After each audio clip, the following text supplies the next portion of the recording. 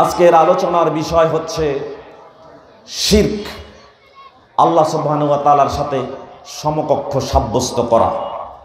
সম্মানিত উপস্থিতি, শিরক সম্পর্কে একটি প্রামাণ্য আলোচনা আমরা উপস্থাপন করার চেষ্টা করব। আল্লাহ সুবহানাহু ওয়া তাআলা কোরআন এবং সহিহ হাদিস থেকে এই আলোচনাগুলো যেন আমাদের করার তৌফিক দেন এবং আমরাও যেন শুনে এর ওপরে আমল করতে পারি, সেই তৌফিক যেন আল্লাহ সুবহানাহু ওয়া তাআলা আমাদের দান করেন। সকলে বলি আমিন। সম্মানিত উপস্থিতি, একটু আমার দিকে তাকান। আমার কথা কি খারাপ লাগতেছে? তাহলে আমাকে যদি আপনারা সামনে কথা বলতে দিয়ে অন্যদিকে তাকায় থাকেন, তাহলে আমার জন্য কি এই জিনিসটা খুব ভালো হবে না খারাপ? আমার কথা শুনতে হবে, আমার দিকে তাকায়, ঠিক আছে? যদি আপনিও তাকিয়ে থাকেন, আমিও তাকিয়ে কথা বলতে পারবো। আপনি যতক্ষণ চাইবেন ততক্ষণ আমি কথা বলবো, আপনি না চাইলে আমারও কষ্ট করে কথা বলার কোনো প্রয়োজন নেই। আল্লাহ সুবহানাহু ওয়া তাআলা বক্তা এবং শ্রোতা সকলকে কোরআন এবং সহিহ হাদিসের আলোকে কথা বলা এবং শোনার তৌফিক দান করুন। সকলে বলি আমিন। আলোচনার বিষয় হচ্ছে শিরক। শিরক কি, এ সম্পর্কে আমরা একটু কোরআন এবং সহিহ হাদিসের আলোকে বিশ্লেষণ করার চেষ্টা করব। প্রথমে শিরকের সংজ্ঞা জানব। মাদারিজুস সালিকিন মূল কিতাব, প্রথম খণ্ড, 339 পৃষ্ঠা।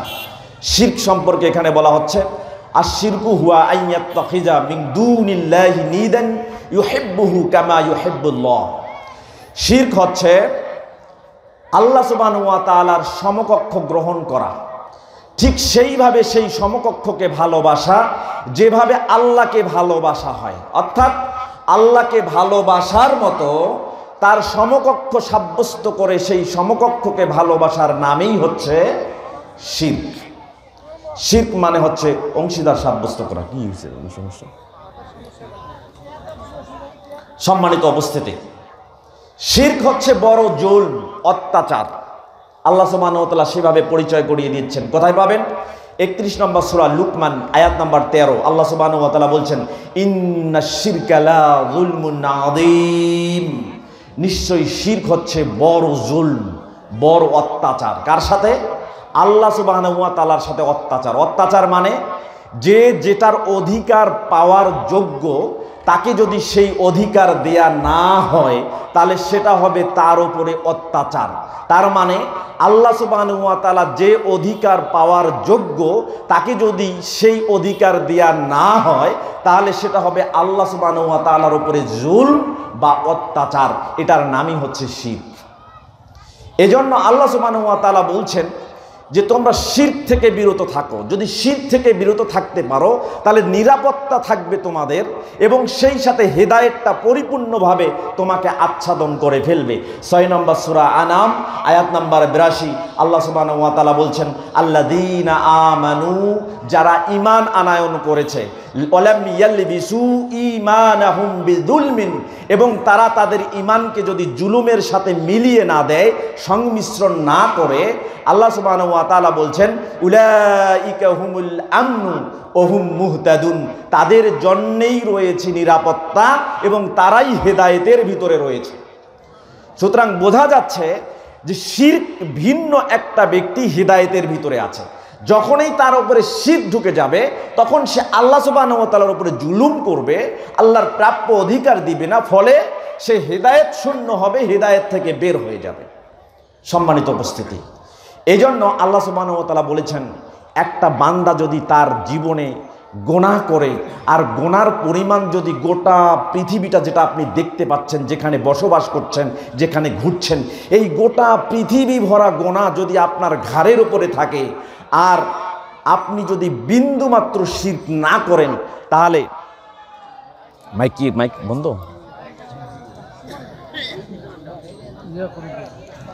ওই যে জেনারেটর আছে,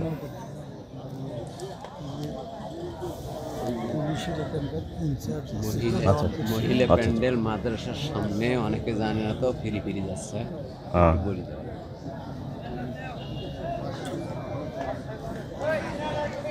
কারেন্ট কিন্তু আজকে কিন্তু ডিস্টার্ব হবে, খুব ডিস্টার্ব। আমরা একটু আল্লাহর প্রশংসা করে বলি আলহামদুলিল্লাহ। সম্মানিত উপস্থিতি, বৈদ্যুতিক ডিস্টার্ব এরকম হতে পারে, নিরাশ হওয়ার কিছু নেই। যতক্ষণ পর্যন্ত মাইক আছে আমরা আলোচনা করবো ইনশাআল্লাহ। তো যেটা বলছিলাম, যদি গোটা পৃথিবী ভরা গোনা করেন, গোটা পৃথিবী ভরা গোনা করেন, আর এই পৃথিবীর ভরা গোনা যদি আপনার ঘাড়ের উপরে থাকে, আর আপনি যদি শিরক না করেন, তাহলে আল্লাহ গোটা পৃথিবী ভরা গোনা ক্ষমা করে দিবেন। এ প্রসঙ্গে একটা হাদিস দেখেন, তিরমিজি এবং মিশকাত দুটি হাদিসের কিতাবে হাদিসটি এসেছে। মিশকাতুল মাসাবি কিতাব আসমাইল্লাহি তাআলা, আল্লাহ তাআলার নামসমূহ সংক্রান্ত একটা অধ্যায় পাবেন। বাবুল ইস্তিগফার ওয়া তাওবা, তওবা ইস্তিগফার করা সংক্রান্ত একটা অনুচ্ছেদ পাবেন। ফাসলুস সানি, দ্বিতীয় পরিচ্ছেদ, হাদিস নম্বর 2336। হাদিসটি বর্ণনা করেছেন আনাস বিন মালিক রাদিয়াল্লাহু তাআলা আনহু থেকে বর্ণিত। তিনি বলেন, قال রাসূলুল্লাহ সাল্লাল্লাহু আলাইহি ওয়াসাল্লাম, রাসূল সাল্লাল্লাহু আলাইহি ওয়াসাল্লাম বলেছেন, ইন্নাল্লাহ তাআলা ইয়াকুল, আল্লাহ সুবহানাহু ওয়া তাআলা বলেছেন, এটা হাদিসে কুদসি, আল্লাহ নিজেই বলেছেন। আল্লাহ বলেছেন, ইয়া ইবনা আদামা ইন্নাকা লাউ আতাইতানি বিকুরাবিল আরজি খাতায়া, হে আদম সন্তান, যদি তুমি গোটা পৃথিবী ভরা গুনাহ নিয়ে আমি আল্লাহর কাছে আসো, ফালাকিতানি, এরপরে ওই গুনাহ নিয়ে আমি আল্লাহর সাথে সাক্ষাৎ করতে চাও, এমতো অবস্থায় লা তুশরিক বি শাইয়া, এমতো অবস্থায় গুনাহ তোমার পিঠের উপরে আছে গোটা পৃথিবী ভরা, এত গুনাহ তোমার পিঠের ভিতরে আছে, আর তুমি ওই অবস্থায় আমি আল্লাহর সাথে সাক্ষাৎ করতে চাও, এমতো অবস্থায় লা তুশরিক বি শাইয়া, আমার সাথে বিন্দু মাত্র শরিক করো নাই, তবে জেনে রেখো তোমাকে আর আসতে হবে না। আল্লাহ বলছেন, লা আতাইতুকা বিকুরাবিহা মাগফিরাতান, গোটা পৃথিবী ভরা ক্ষমা নিয়ে আমি আল্লাহ নিজেই তোমার কাছে হাজির হয়ে যাব। রাসূল সাল্লাল্লাহু আলাইহি ওয়াসাল্লাম এই হাদিস দিয়ে বোঝাতে চাচ্ছেন, আল্লাহ সুবহানাহু ওয়া তাআলার কথা দিয়ে, যে গোটা পৃথিবী ভরা ক্ষমা আপনি পেয়ে যাবেন। গোটা পৃথিবী ভরা গোনা আল্লাহর কাছে কিছুই না, গোটা পৃথিবী ভরা গোনা আল্লাহর কাছে কিছুই না, যদি আপনি বিন্দুমাত্র শিরক না করেন।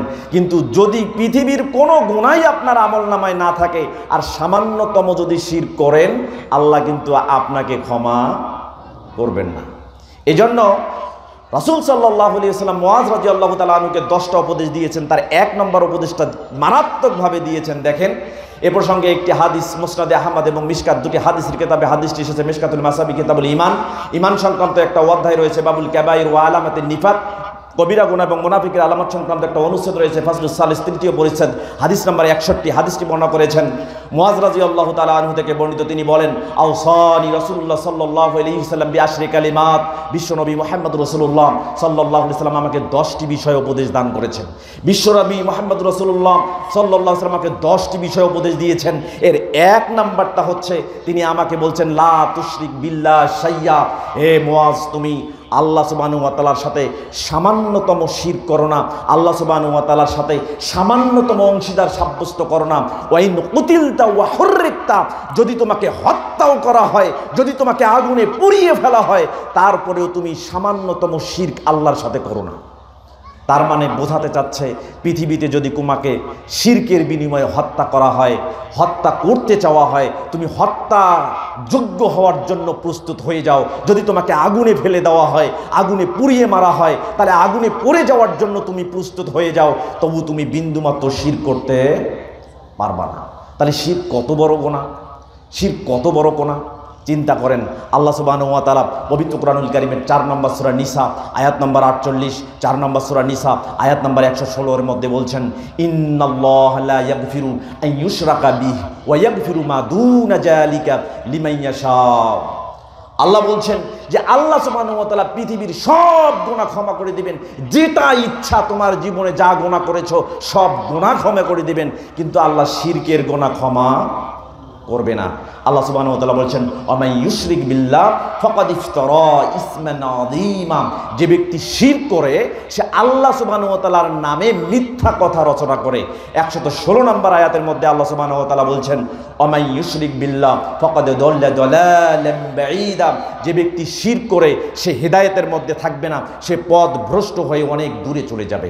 তার মানে শিরকের গুনাহ কোনো অবস্থায় আল্লাহ নিজেও ক্ষমা করবেন না, এই কথা তিনি বলেই দিয়েছেন। তাহলে শিরক কত বড় গুনাহ, শিরক কত বড় গুনাহ, শিরক কত বড় গুনাহ, এ সম্পর্কে আল্লাহ সুবহানাহু ওয়া তাআলার নবী মুহাম্মদুর রাসূলুল্লাহ সাল্লাল্লাহু আলাইহি সাল্লাম পরিচয় করে দিয়েছেন। কোথায় পাবেন? সহিহুল বুখারী নামে একটা হাদিসের কিতাব আছে। সহিহুল বুখারী কিতাবুশ শাহাদাত, সাক্ষ্য প্রদান করা সংক্রান্ত একটা অধ্যায় পাবেন। বাবু মা কিলাফি শাহাদাত ঝুর, মিথ্যা সাক্ষ্য সম্পর্কে যা বলা হয়েছে সংক্রান্ত একটা অনুচ্ছেদ পাবেন। 2654 নম্বর হাদিস, এই হাদিসটা আবার সহিহ মুসলিম কিতাবুল ঈমান, ঈমান সংক্রান্ত একটা অধ্যায় পাবেন। বাবুল কাবাইর ওয়া আকবারিহা, কবিরা গুনাহ সংক্রান্ত একটা অনুচ্ছেদ পাবেন। হাদিস নম্বর ফুয়াদ আব্দুল বাকি তাহকিককৃত 87 নম্বর হাদিস। হাদিসটি বর্ণনা করেছেন আব্দুর রহমান ইবনে আবি বকর আন আবিহি, আব্দুর রহমান ইবনে আবি বকর তার পিতা থেকে বর্ণনা করছেন, তার পিতা বলছেন কুন্না ইনদা রাসূলুল্লাহ সাল্লাল্লাহু আলাইহি ওয়াসাল্লাম, একদিন আমরা বিশ্বনবী মুহাম্মদুর রাসূলুল্লাহ সাল্লাল্লাহু আলাইহি ওয়াসাল্লামের সাথে উপস্থিত ছিলাম। এমত অবস্থায় বিশ্বনবী মুহাম্মদুর রাসূলুল্লাহ সাল্লাল্লাহু আলাইহি ওয়াসাল্লাম বলছেন আলা উনাবিয়ুকুম বিআকবারিল কাবাইর সালাসান, এ সাহাবারা শোনো, আমি কি তোমাদেরকে বলবো না পৃথিবীর সবথেকে মহাপাপ কোনটি? এটি কি আমি তোমাদেরকে বলবো না?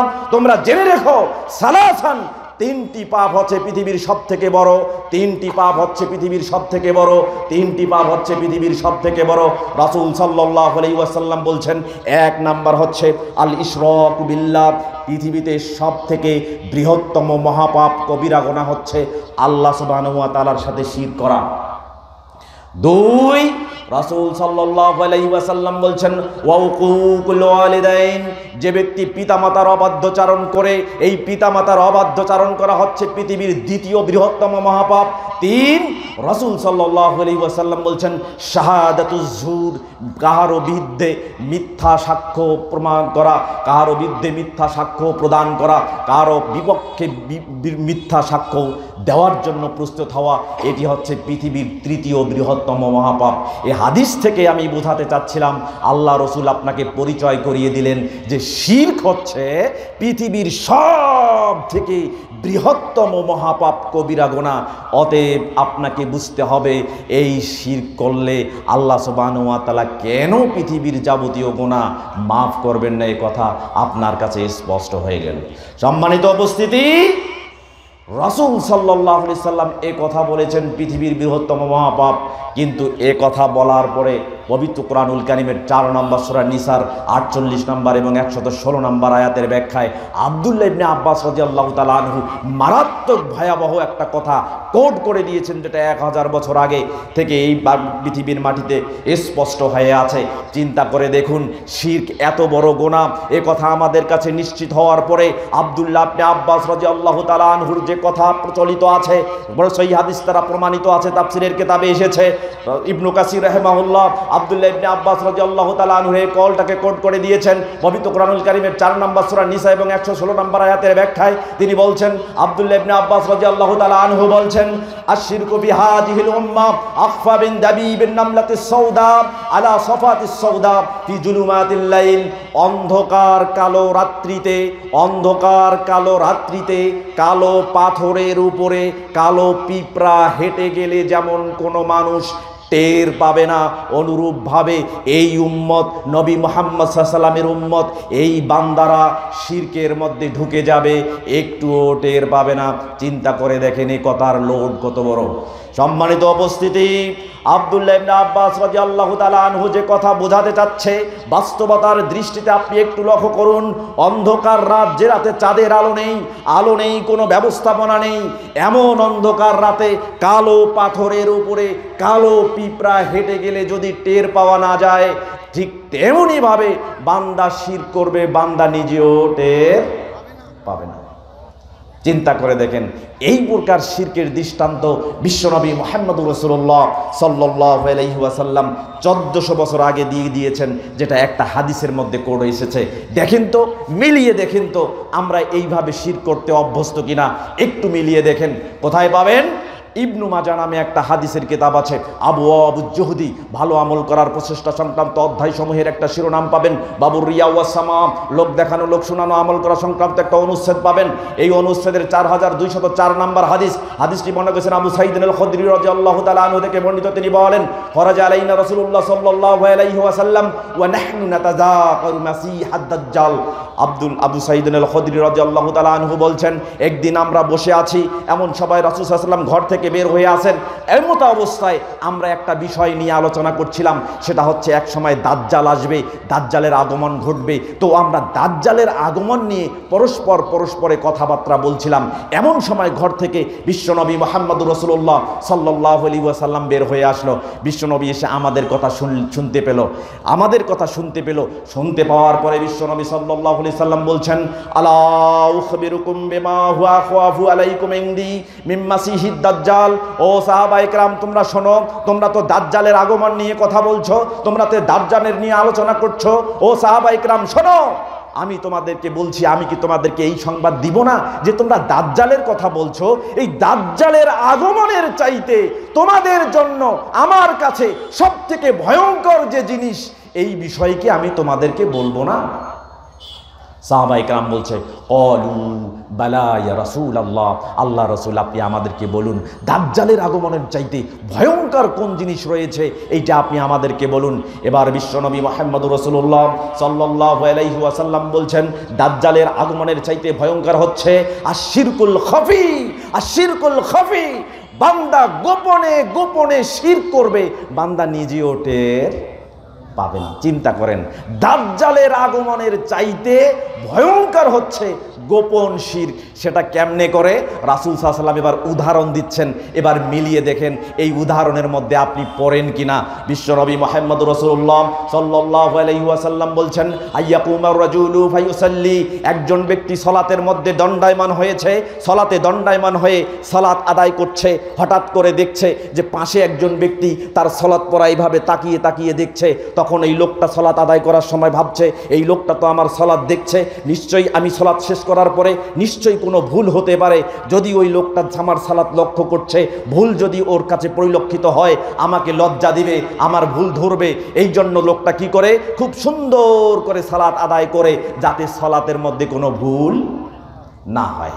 আল্লাহর নবী মুহাম্মদুর রাসূলুল্লাহ সাল্লাল্লাহু আলাইহি ওয়াসাল্লাম বলছেন, ফায়ুযাইয়িনু সালাতাহু লিমা ইয়ারা মিন নাজরির রাজুল, তখন ওই লোকটা সুন্দর করে সালাত আদায় করে ওই লোকটার ভয়ে।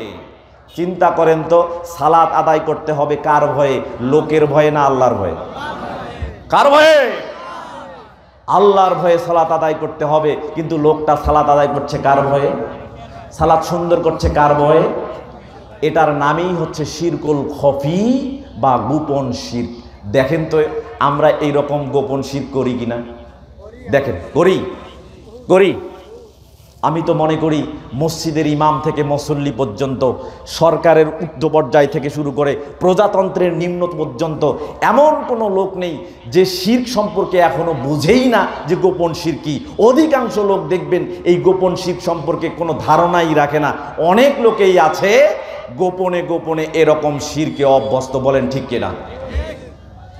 সম্মানিত উপস্থিতি, এরকম গোপন শিরক করে।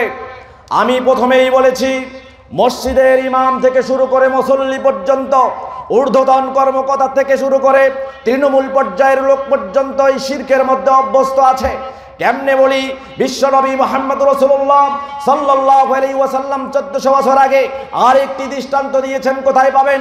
ইবনু মাজাহ নামে একটা হাদিসের কিতাব আছে, আবুল ফিতান, ফিতনা সংক্রান্ত অধ্যায় সমূহের একটা শিরোনাম পাবেন, বাবু মা ইয়াকুনু মিনাল ফিতান, যা থেকে ফিতনা হতে পারে সংক্রান্ত একটা অনুচ্ছেদ পাবেন। হাদিস নাম্বার হচ্ছে 3952।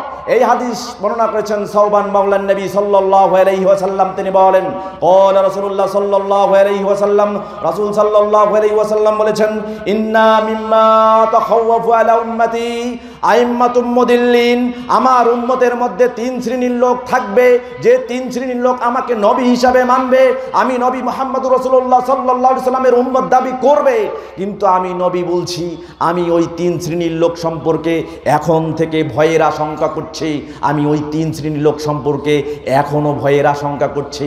রাসূল সাল্লাল্লাহু আলাইহি ওয়াসাল্লাম এবার বলে দিলেন, 1 নাম্বার হচ্ছে আইম্মাতুম মুদিল্লিন, মসজিদের ইমাম, সমাজের নেতা, রাষ্ট্রের নেতা, দলপতি, সেনাপতি, দলের নেতা, অধিনায়ক, এ হচ্ছে পথভ্রষ্ট, এ শিরকের মধ্যে লিপ্ত হয়ে যাবে।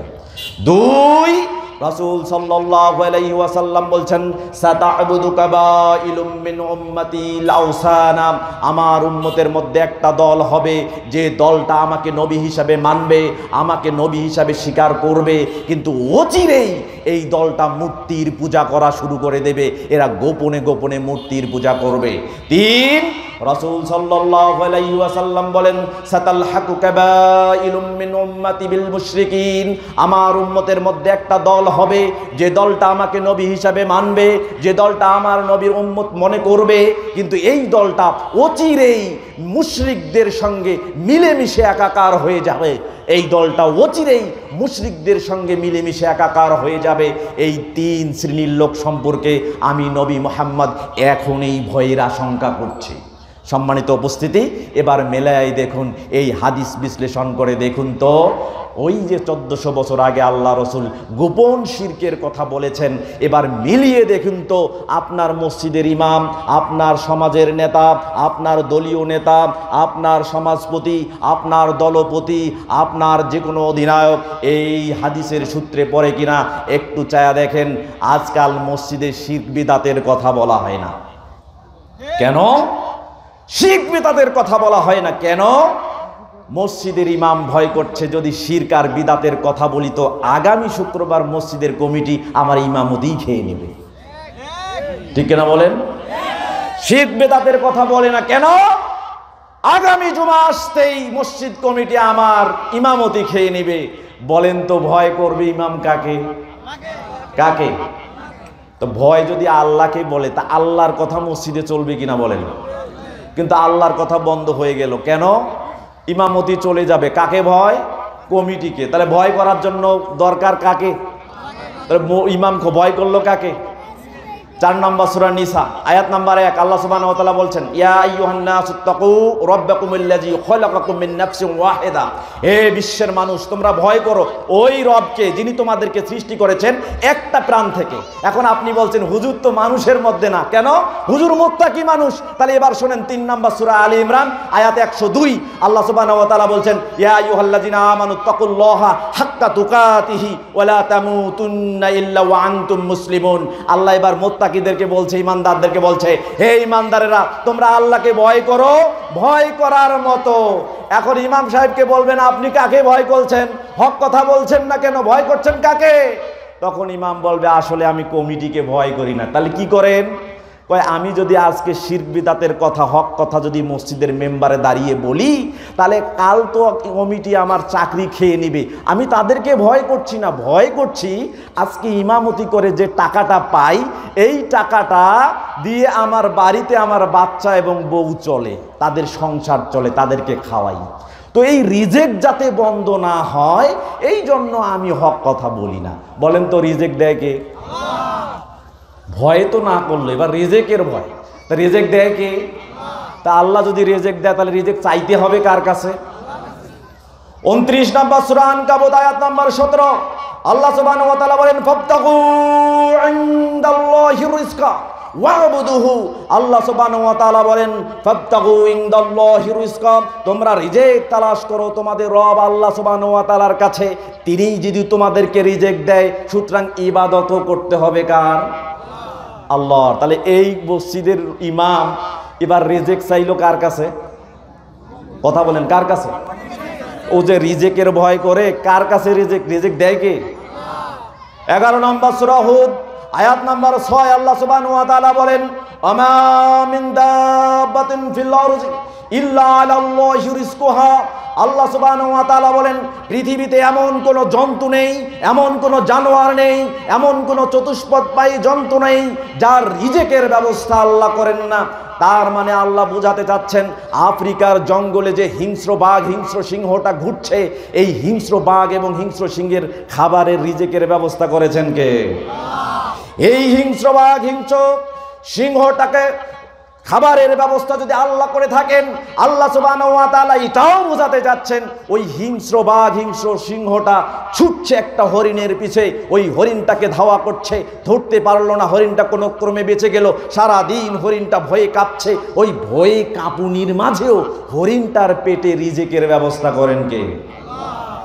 তাহলে এত জন্তু জানোয়ারের রিজেক আল্লাহর কাছে আছে, ইমামের রিজেক আল্লাহর কাছে নাই? জোরে কন্যা না আছে না নাই? তাহলে ইমাম রিজেক তালাশ করে কার কাছে? আল্লাহর কাছে নাই, কমিটির কাছে? যদি কমিটির কাছে রিজেক তালাশ করে তাহলে এই মনে মনে শিরক করছে না বলেন? এর ভিতরে গোপন শিরক আছে না নাই? তো এ নিজেই হেদায়েতের ভিতরে নাই, তো মানুষকে হেদায়েত দান করবে কিভাবে? সম্মানিত উপস্থিতি, একটু মনোযোগ দিয়ে শোনার চেষ্টা করুন। ভয় করতে হবে শুধুমাত্র আল্লাহকে, রিজেক তালাশ করতে হবে শুধু আল্লাহর কাছেই। যদি আপনি একমাত্র পৃথিবীর সকল মানুষকে ভয় করা বাদ দিয়ে আল্লাহকেই ভয় করেন, আপনার রিজেক এবং মর্যাদা দুনিয়াতে আল্লাহ বাড়াই দিবেন। কোন দিক থেকে বাড়াই দিবেন আপনি নিজেও জানবেন না। দলিল 65 নম্বর সূরা তালাক আয়াত 2 এবং 3 আল্লাহ সুবহানাহু ওয়া তাআলা বলেছেন, অমাইয়াত্তাকিল্লাহ ইয়ারযুকুহু অমাইয়াত্তাকিল্লাহ ইয়াজআল লাহু মাখরাজান ওয়া ইয়ারযুকুহু মিন হাইসু লা ইয়াহতাসিবু। আল্লাহ সুবহানাহু ওয়া তাআলা বলছেন, যে ব্যক্তি কেবল আল্লাহকেই ভয় করে, কেবল আল্লাহকেই ভয় করে, কেবল আল্লাহকেই ভয় করে, আল্লাহ সুবহানাহু ওয়া তাআলা বলেছেন তার দুনিয়াতে পদমর্যাদা আল্লাহ বাড়াই দিবেন এবং কোন দিক থেকে রিজেক দিবেন ও নিজেও জানে না। তাহলে ভয় করতে হবে কাকে? ইমাম ভয় করে কাকে? রিজেক চাইতে হবে কার কাছে? ইমাম রিজেক চায় কার কাছে?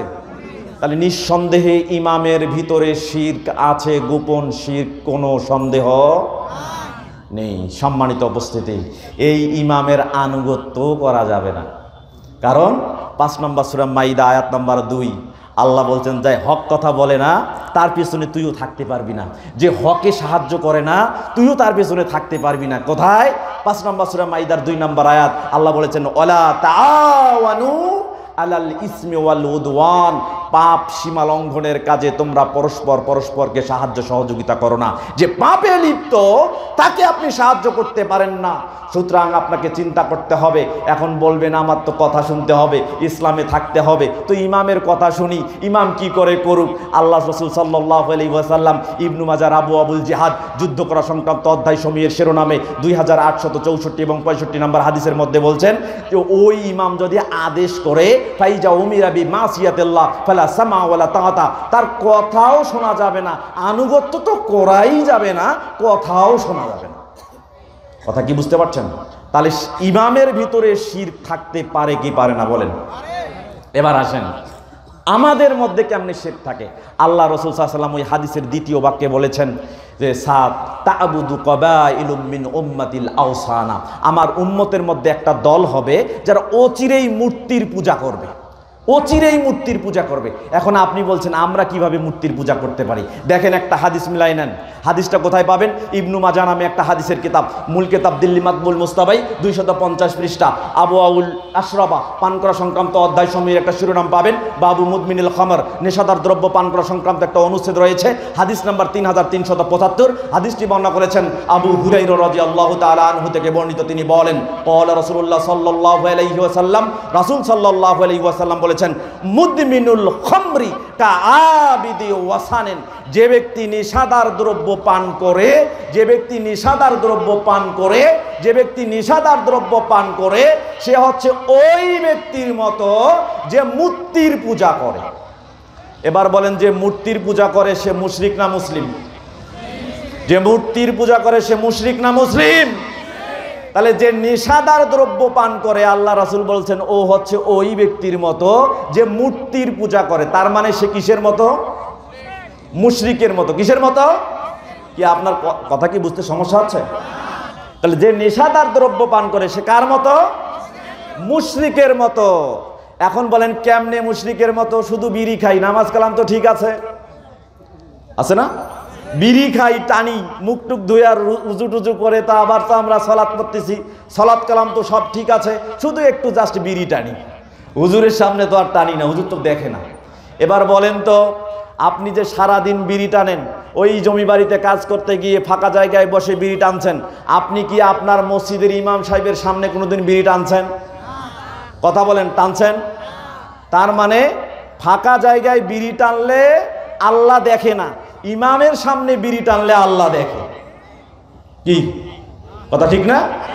তাহলে ইমামের সামনে বিড়ি টানতে গিয়ে ইমাম যখন আসে বিড়িটা ফেলাই দেই, আর ফাঁকা জায়গায় খুব সুখ টানছেন বিড়ি, টানেন কিনা টানেন, তাহলে বোঝা যাচ্ছে ফাঁকা স্থানে আল্লাহ দেখে না, ইমামের সামনে দেখে, তাই ইমামের সামনে বিড়ি ফেলাই দেন। বিষয়টা এরকম না? তাহলে আপনি তো ভয় করছেন ইমামকে, ফাঁকা জায়গায় আল্লাহ দেখে কি দেখে না? ফাঁকা জায়গায় আল্লাহ দেখে, তো ফাঁকা জায়গায় বিড়ি টানছেন, আল্লাহ দেখছে না? তো আল্লাহকে তো আপনি ফাঁকা জায়গায় ভয় করলেন না, ইমামের সামনে এসে ইমামকে ভয় করে বিড়ি ফেলাই দিচ্ছেন। তাহলে বলেন তো ভয় করতে হবে কাকে? বিড়ি ফেলতে হবে কার ভয়ে? আপনি ফেললেন কার ভয়ে? এই জন্য বিশ্বনবী সাল্লাল্লাহু আলাইহি সাল্লাম বলেছেন, মুদমিনুল খামরি কাআবিদি ওয়াসানেন, যে ব্যক্তি নেশাদার দ্রব্য পান করে ও হচ্ছে ওই ব্যক্তির মতো যে মূর্তির পূজা করে। কথা কি বুঝতে পারছেন? তাহলে আপনার ভেতরে শিরক আছে, আছে না নাই? আছে তো। এরকম অসংখ্য শিরকের দলিল আমি আজকে আপনাদের সামনে পেশ করব। আমাদের মা বোনদের মধ্যেও এরকম শিরকের প্রবণতা আছে, আছে না নাই? সম্মানিত উপস্থিতি, দেখেন তো একটা বিষয় চিন্তা করে দেখেন।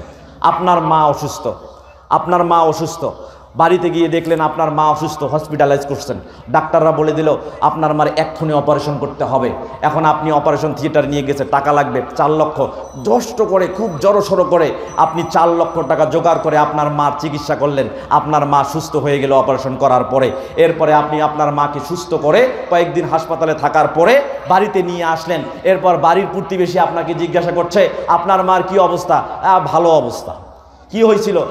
এই সমস্যা হয়েছিল, অপারেশন করা লাগছে, 3টা অপারেশন করছি, অমুক ক্লিনিকের অমুক ডাক্তার এই অপারেশনটা করছে। ওই ডাক্তারটা এত ভালো, যদি ভালোভাবে অপারেশন না করত তাহলে আমার মা বাঁচত না। এরকম বলে কি বলে না? বলে কি বলে না?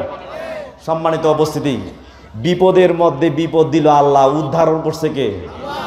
চিন্তা করছেন? আল্লাহ বলেন আমি ওকে বিপদ দিলাম, বিপদের সময় আমাকেই ডাকি, বলে আল্লাহ এবারের জন্য বাঁচাই দাও, এবারের জন্য বাঁচাই দাও। যখন আমি বাঁচাই দিলাম, এখন দেখো ও কৃতিত্ব দিচ্ছে আমাকে না, অন্য কাউকে। তার মানে সে শিরিক করে বসলো।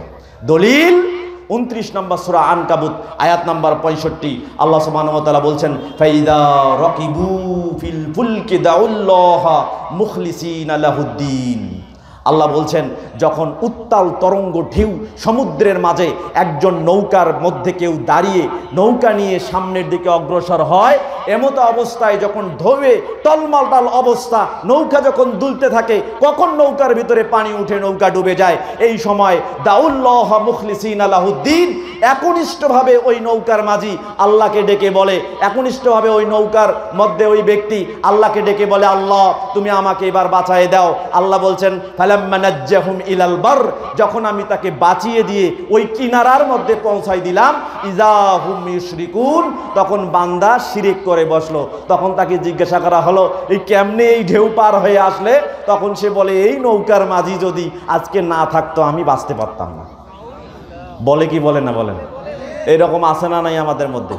বিপদে পড়লে আল্লাহ ডাকি, বিপদ শেষ, নিজে কৃতিত্ব নেই, আছে না নাই? আছে না নাই? তো এগুলো আর কি শিরক আমাদের মধ্যে আছে না নাই? আছে। সম্মানিত উপস্থিতি, এবার চিন্তা করেন, আমাদের মধ্যে কিছু কথা প্রচলিত আছে, আমাদের মধ্যে কিছু কথা প্রচলিত আছে, একটু মিলাই নেন। সম্মানিত উপস্থিতি, আপনি বাড়িতে যাবেন, বাড়িতে গিয়ে দেখবেন এই কথাগুলো আমাদের সমাজে এখনো প্রচলিত আছে। আপনি কথা বলছেন, কথা বলতে বলতে বলতে বলতে হঠাৎ করে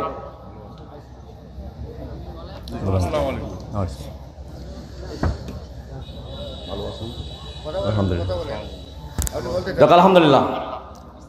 সম্মানিত উপস্থিতি, একটু আমার দিকে কনসেন্ট্রেট করেন। যারা স্টেজে আসবে ওনারা বসে পড়বে, আপনি আমার দিকে তাকাবেন। তো যেটা বলছিলাম, আপনি একটু দেখেন তো এই কথাগুলো আমাদের সমাজে প্রচলিত আছে কিনা। সকালবেলা আপনি ঘুম থেকে উঠেছেন, হঠাৎ করে কাক ডাকছে, অনেকগুলো কাক ডাকছে, তখন আপনি ভাবছেন কি, আজ সকালে উঠেই দেখলাম কাকগুলো ডাকছে, না জানি আজ কি বিপদ হয় না? জোড়া শালিক দেখলেন, জোড়া শালিক একসাথে উঠানার মধ্যে এসে আপনার বাড়ির পর্যাপ্ত যে খাবারগুলো, অপচয় যে খাবারগুলো আপনি ফেলে দিয়েছিলেন সেই খাবারগুলো খাচ্ছে। আপনি সকালে উঠেই জোড়া শালিক দেখলেন, এখন বলছেন আজকে আমার বাড়িতে মেহমান আসবে, বলে না এরকম? আপনার বউটা বলে যে আজকে সন্ধ্যাবেলায় দুধ আদান প্রদান করা যাবে না, কারণ সাদা দুধ, সাদা ডিম, সাদা জিনিস সন্ধ্যার মধ্যে আদান প্রদান করলে অমঙ্গল হয়ে যেতে পারে, এই জন্য এই সাদা জিনিস আদান প্রদান করা যাবে না। কথা বলছেন, কথা বলতে বলতে বলতে বলতে হঠাৎ টিকটিকি tick tick tick tick tick tick করছে, আপনি বলছেন আমার কথা ঠিক দেখো, টিকটিকি টিক টিক টিক টিক করছে। এরকম হয় না? আমাদের সমাজে মহিলা মা বোনরা আছে, মহিলা মা বোনেরা জানে যে আমার মেয়েটাকে বিবাহ দিব, কিন্তু কোরবানি ঈদের চাঁদে বিবাহ দেওয়া যাবে না। কেন? কোরবানি ঈদের চাঁদকে বলা হয় খুনিয়া চাঁদ। গরুকে খবর করা হয়েছে, জবাই করার সাথে রক্ত প্রবাহিত হয়েছে, এই যে রক্তকে খুন বলা হয়, এই খুনিয়া চাঁদ, এই খুনিয়া চাঁদ উঠেছে। খুনিয়া চাঁদের মাস যতক্ষণ থাকবে ততক্ষণ পর্যন্ত মেয়ের বিবাহ দেওয়া যাবে না। কেন? মেয়ের বিবাহ ভেঙে যাবে। এরপরে মহিলাটা এখনো মনে করছে দোমাসি, 2 মাস মানে 1 মাস শেষ আর 1 মাস শুরু, এর মাঝে যে সময়, এই দোমাসি সময়ে কোনো ভালো কাজ করা যাবে না, অমঙ্গল হয়ে যাবে। তাই দোমাসি দোমাসি দোমাসি করে মহিলাটা এখনো আপনার সমাজে প্রচলিত কথার উপরে ভিত্তি করে আছে, এগুলোর মধ্যে অমঙ্গল আছে। মনে করে কি করে না বলেন? অসংখ্য কথা আমাদের সমাজে প্রচলিত আছে, কিন্তু কোনো বিষয়ে অমঙ্গল আছে, কুলক্ষণ আছে, এই জিনিস অঘটন ঘটতে পারে, এই খবরটা একমাত্র কার কাছে আছে? বিশ্বাস করেন? বিশ্বাস করেন? 7 নম্বর সূরা আরাফ আয়াত নাম্বার 131 আল্লাহ সুবহানাহু ওয়া তাআলা বলেন, আলা ইন্নামা তাইরুহুম ইনদাল্লাহ। আল্লাহ বলছেন কোন জিনিসের মধ্যে কুলক্ষণ আছে, কোন জিনিসের মধ্যে অমঙ্গল আছে, কোন জিনিসের মধ্যে শুভ লক্ষণ আছে, কোন জিনিসের মধ্যে অশুভ লক্ষণ আছে, এটা একমাত্র এই ক্ষমতাটা আছে পূর্ণাঙ্গ আল্লাহর কাছে। কার কাছে? তাহলে আপনি কেমনে বলেন? আপনি কেমনে বলেন? বিশ্বনবী মুহাম্মদ রাসূলুল্লাহ সাল্লাল্লাহু আলাইহি সাল্লাম বলেছেন 5টা জিনিস ইসলামের মধ্যে নেই। এই 5টা জিনিসের যে ক্ষমতা আছে এটাও ইসলাম স্বীকার করে না। 5টা জিনিস ইসলামে নেই, 5টা জিনিসের যে ক্ষমতা আছে এটা ইসলাম স্বীকার করে না। বিশ্বনবী সাল্লাল্লাহু আলাইহি ওয়াসাল্লামের এই হাদিসটি এসেছে বুখারী, মুসলিম এবং মিশকাত, 3টে হাদিসের কিতাবে হাদিসটি এসেছে। মিশকাতুল মাসাবি কিতাবুত তিব ওয়া রুক্কা, চিকিৎসা এবং ঝাড়ফুঁক করা সংক্রান্ত একটা অধ্যায় রয়েছে। বাবুল ফালি ওয়াত তাইরা, শুভ লক্ষণ কুলক্ষণ করা সংক্রান্ত একটা অনুচ্ছেদ রয়েছে। ফাসলুল আউয়াল, প্রথম পরিচ্ছেদ, 4578 এবং 79, দুটি হাদিস। হাদিস দুটি বর্ণনা করেছেন আবু হুরায়রা রাদিয়াল্লাহু তাআলা আনহু থেকে বর্ণিত। তিনি বলেন, ক্বালা রাসূলুল্লাহ সাল্লাল্লাহু আলাইহি ওয়াসাল্লাম, রাসূল সাল্লাল্লাহু আলাইহি ওয়াসাল্লাম বলেছেন, লা আদওয়া ওয়ালা হামাতা ওয়ালা সাফারা ওয়ালা নাওয়া ওয়ালা গুলা। 5টা জিনিস ইসলামে নেই, এই 5টা জিনিসের ক্ষমতা আছে, ইসলাম এটা বিশ্বাস করে না, স্বীকৃতি দেয় না। 5টা জিনিস ইসলামে নেই, 5টা জিনিসের ক্ষমতা আছে, ইসলাম এটার স্বীকৃতি দেয় না। বিশ্বনবী সাল্লাল্লাহু আলাইহি ওয়াসাল্লাম বলছেন, লা আদওয়া, সংক্রামক ব্যাধি বলে ইসলামে কোনো কথা নেই, মানে রোগের নিজে থেকে সংক্রমণ করার কোনো ক্ষমতা নেই, রোগের নিজে থেকে সংক্রমণ করার কোনো ক্ষমতা নেই। ইসলাম এটা বিশ্বাস করে না, ইসলাম এটাকে স্বীকৃতি দেয় না। তার মানে করোনা ভাইরাস এখানে ঘুরছে, করোনা ভাইরাস এখানে ঘুরছে, সবাইকে করোনা ভাইরাস ধরতে পারে, কিন্তু করোনা ভাইরাস নিজে থেকে ধরবে এই ক্ষমতা করোনা ভাইরাসের। তাহলে এই ক্ষমতা কার কাছে? সে কথাই আল্লাহ সুবহানাহু ওয়া তাআলা বলছেন, লা আদওয়া,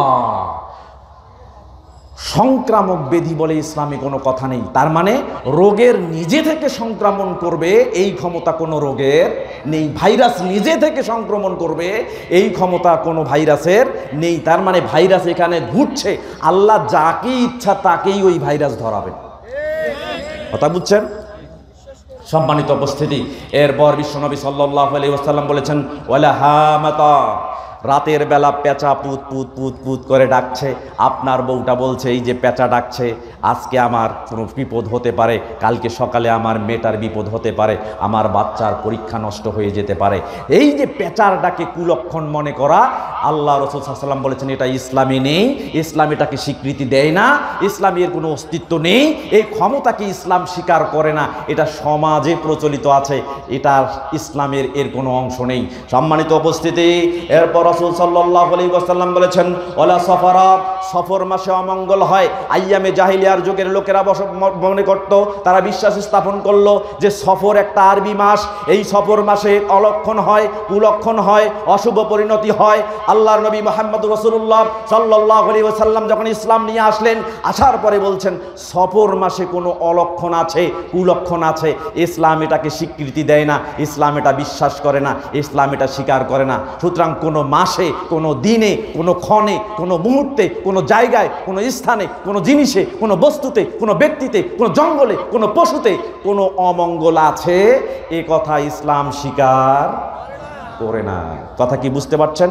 সম্মানিত উপস্থিতি, এরপর বিশ্বনবী সাল্লাল্লাহু আলাইহি ওয়াসাল্লাম বলছেন, ওয়ালা নাওয়া, নক্ষত্রের প্রভাবে বৃষ্টি হয়, নক্ষত্রের প্রভাবে বৃষ্টি হয়, এ কথা ইসলাম স্বীকার করে না, ইসলাম এটাকে স্বীকৃতি দেয় না। তার মানে আকাশে একটা নক্ষত্র দেখেছেন, লঘু সপ্তর্ষিমণ্ডল, হয়তো ভাবছেন লঘু সপ্তর্ষিমণ্ডল উঠেছে, আজকে বৃষ্টি হতে পারে। আপনার আকাশে দেখেছেন আদম স্রোত উঠেছে, হয়তো ভাবছেন আজকে বৃষ্টি হতে পারে। আজকে ছায়াপথ দেখে গেছে, কালকে মনে করবেন রোদ হতে পারে।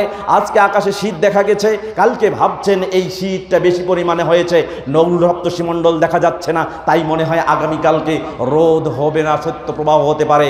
এরকম ধারণা পোষণ করবেন, ইসলাম এটাকে স্বীকার করে না।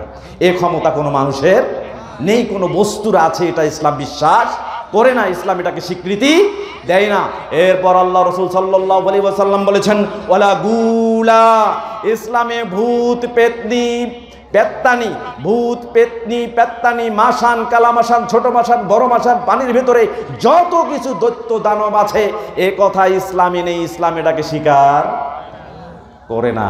দুটি সৃষ্টি আছে, মানুষ এবং জিন, এবং দুই সৃষ্টির মধ্যেই শয়তান আছে, শয়তান মানুষেও আছে, জিনও আছে, যেটা কোরআনুল কারীমের সর্বশেষ সূরা সূরাতুন নাসের সর্বশেষ আয়াত। আল্লাহ সুবহানাহু ওয়া তাআলা বলছেন, মিনাল জিন্নাতি ওয়ান নাস, শয়তান মানুষেও আছে, জিনেও আছে। আপনি যদি এখানে একা চলে যান তাহলে বুঝতে হবে জিন শয়তান আপনার কান ধরে টেনে নিয়ে যাচ্ছে, আর কোনো ব্যক্তি যদি আপনাকে এই মুহূর্তে এখনই টেনে নিয়ে যায় তাহলে বুঝবেন মানুষ শয়তান আপনার কান ধরে টেনে নিয়ে যাচ্ছে। কথা কি বুঝতে পারছেন? তাহলে ইসলাম স্বীকৃতি দেয় না যে ভূত পেত্তি মাত্তানি পেছান ইত্যাদি আছে এই পৃথিবীতে, এর কোনো অস্তিত্বকে ইসলাম স্বীকার করে না। তার মানে জিন আছে কিন্তু এগুলো নেই, কিন্তু আমাদের দেশে এগুলো প্রচলিত আছে না নেই? এখন বলছেন এগুলোর সাথে শিরকের কি সম্পর্ক? বিশ্বনবী মুহাম্মদ রাসূলুল্লাহ সাল্লাল্লাহু আলাইহি ওয়াসাল্লাম বলছেন, আবু দাউদ এবং মিশকাত দুটি হাদিসের কিতাবে হাদিসটি এসেছে। মিশকাতুল মাসাবি কিতাবুত তিব ওয়ার রুক্কা, চিকিৎসা এবং ঝাড়ফুঁক করা সংক্রান্ত একটা অধ্যায় রয়েছে। বাবুল ফালি ওয়াত তাইরা, শুভ লক্ষণ কুলক্ষণ সংক্রান্ত একটা অনুচ্ছেদ রয়েছে। ফাসলুস সানি, দ্বিতীয় পরিচ্ছেদ, 4582 নম্বর হাদিস। আব্দুল্লাহ ইবনে মাসউদ রাদিয়াল্লাহু তাআলা আনহু থেকে বর্ণিত, তিনি বলেন, ক্বালা রাসূলুল্লাহ সাল্লাল্লাহু আলাইহি ওয়াসাল্লাম, রাসূল সাল্লাল্লাহু আলাইহি ওয়াসাল্লাম বলেছেন, আত-তিয়ারাতু শিরকুন, আত-তিয়ারাতু শিরকুন, আত-তিয়ারাতু শিরকুন, ক্বালাহু সালাসান। আল্লাহ রাসূল তিনবার বলেছেন, শুভ লক্ষণ অশুভ লক্ষণ মনে করা শিরক, শুভ লক্ষণ কুলক্ষণ মনে করা শিরক, শুভ লক্ষণ কুলক্ষণ মনে করা শিরক। সুতরাং কোনো ব্যক্তি যদি শুভ লক্ষণ কুলক্ষণ মনে করে, কোনো ব্যক্তি, কোনো বস্তু, কোনো স্থান, কোনো জায়গায়, কোনো জন্তুতে শুভ লক্ষণ কুলক্ষণ এটাকে স্বীকার করে, বিশ্বাস করে, নিঃসন্দেহে সেই ব্যক্তি শিরক করছে, এতে কোনো সন্দেহ নেই। কথা কি বুঝতে পারছেন? সম্মানিত উপস্থিতি, এজন্য মনে রাখতে হবে, আমরা আমাদের সমাজে এখনো প্রচলিত আছে দুর্গা পূজার সময়, দুর্গা পূজা যখন পালনীয় হয়, শারদীয় দুর্গা পূজা, ওই দেবীটাকে যখন তুলে নিয়ে গিয়ে ওই যে পানিতে ডুবিয়ে দেওয়া হয়, এখনো মুসলমানেরা বিশ্বাস করে এই দেবীকে ভাসিয়ে দিলে আকাশ থেকে বৃষ্টি নামে, হয় না? মনে করে কিনা? এবার হাদিস শোনেন, বুখারী, মুসলিম এবং মিশকাত তিনটে হাদিসের কিতাবে হাদিসটি এসেছে।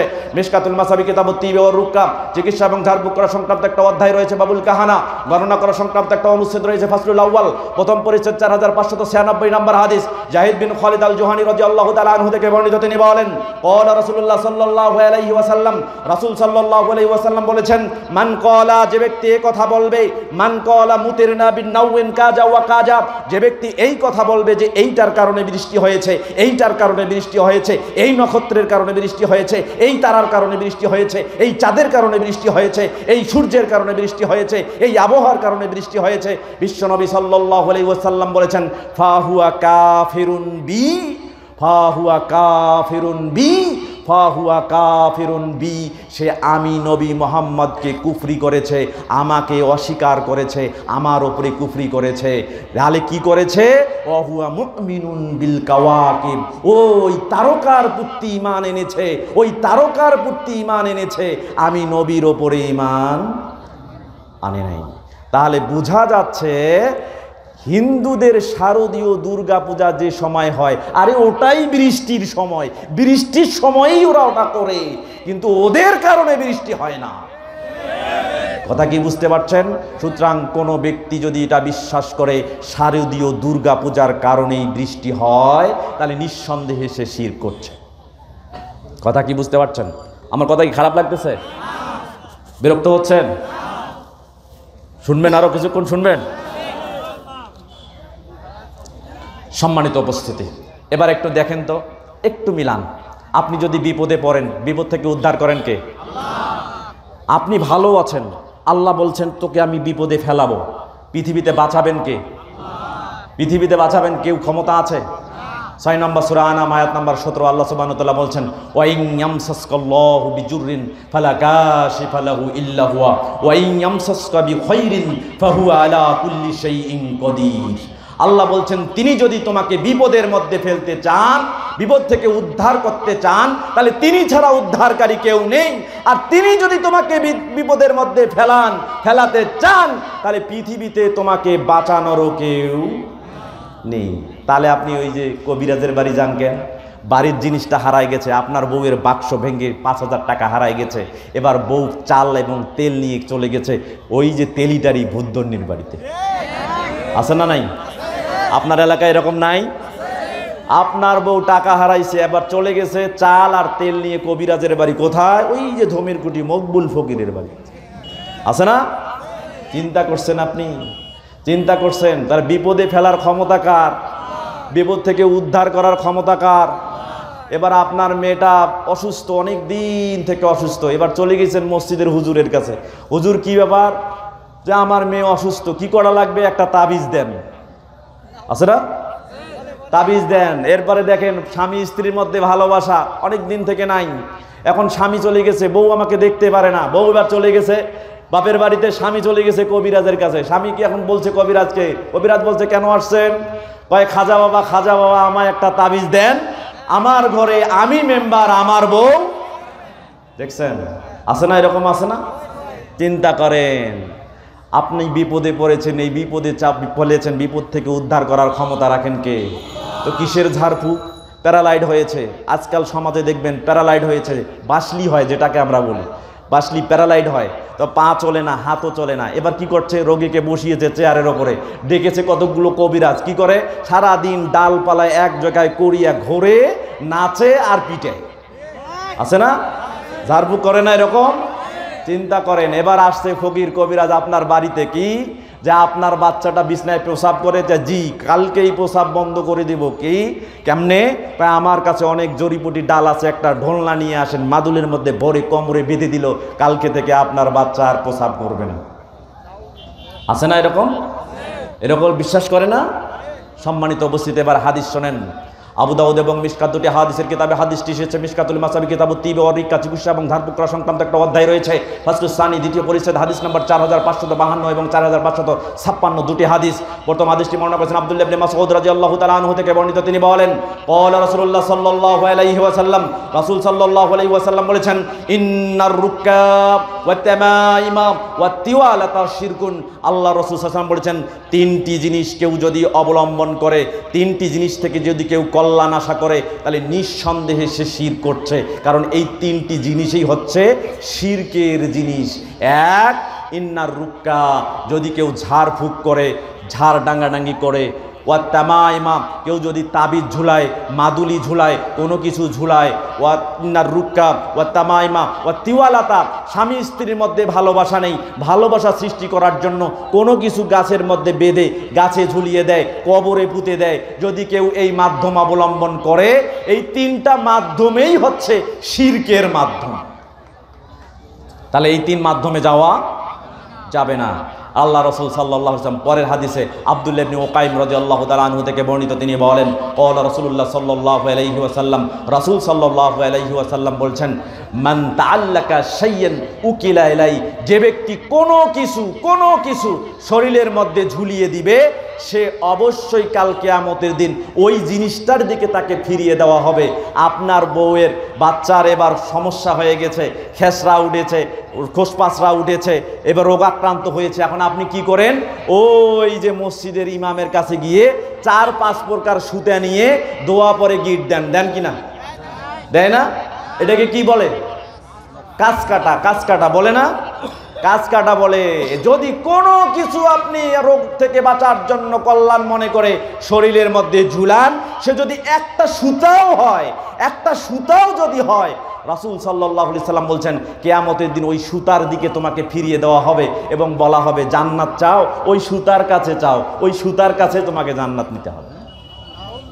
চিন্তা করছেন? এই জন্য বিশ্বনবী সাল্লাল্লাহু আলাইহি ওয়াসাল্লাম বলেছেন অফি রিওয়ায়াতিল আহমদ, মুসনাদে আহমদের অপর একটি বর্ণনা এসেছে। শেষ করে দেবো? একটু ব্রেক দিয়ে একটু অতিথিরা আচ্ছা আচ্ছা, কথা বলবেন? আচ্ছা ঠিক আছে, আমি দিচ্ছি। তাহলে রাসূল সাল্লাল্লাহু আলাইহি ওয়াসাল্লাম বলছেন যে যেন কোনো সুতা, কোনো কিছু যদি আপনি ঝুলান শরীরের ভেতরে, তাহলে সেদিকেই আপনাকে ফিরিয়ে দেওয়া হবে। অফি রিওয়ায়াতিল মুসনাদে আহমদ, মুসনাদে আহমদের অপর বর্ণনা এসেছে রাসূল সাল্লাল্লাহু আলাইহি ওয়াসাল্লাম বলেছেন মান তাআল্লাকা, মানে হারাগাছ থানার ওসি। আচ্ছা দিচ্ছি তো, মান আল্লাকা শাইয়ান বা মান আল্লাকা তামিমাতান ফাকাদ আশরাকা। রাসূল বলেন যদি কেউ মাদুলি ঝুলায়, কোনো কিছু ঝুলায়, তাবিজ ঝুলায়, তাহলে নিঃসন্দেহে সে শিরক করলো। তাহলে তাবিজ ঝুলালেই কি হবে? শিরক হবে। সম্মানিত উপস্থিতি, আপনারা দেখেছেন যে আমাদের এখানে অতিথি মহোদয়রা এসে পৌঁছেছেন। তো এখানে আমাদের হারাগাছ মেট্রোপলিটন থানার ওসি সাহেব মোহাম্মদ রেজাউল করিম, না রেজাউল করিম, উনি এসেছেন। উনার সময়, ব্যস্ততার সময়, তো উনি একটু কথা বলবেন, তারপরে আমরা আবারও আলোচনায় ফিরে আসবো।